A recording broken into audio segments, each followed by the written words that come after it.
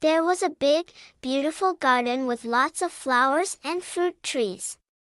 A grumpy and selfish giant owned the garden. The garden was so lovely that children came to play there and had lots of fun. One day, the giant came back home and saw the children playing in his garden. He got very angry and thought, "This is my garden. What are these kids doing here?"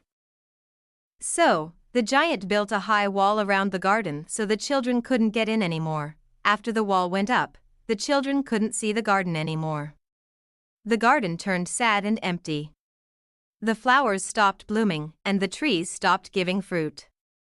It became cold and ugly with only snow and wind. One day, while the giant was sleeping, he heard children laughing. He looked out the window and saw a small child climbing over the wall and entering the garden. The giant was surprised and wondered, how did this child get in? The child was happily talking to the trees and picking flowers while singing. Every time the giant heard the children laughing, he felt something change in his heart.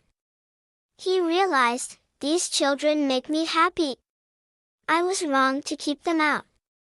I need to say sorry. The next day, the giant knocked down the wall and let the children come back to play. The children were thrilled and played happily in the garden again. The giant joined them and had a lot of fun too. Soon, new flowers began to bloom, and the trees started to give fruit again. The giant was no longer selfish. He understood that the garden's joy came from the children. When the giant died, one of the children told him, "We love you, you are our friend." The giant smiled happily. This story shows us that real happiness comes from sharing joy with others.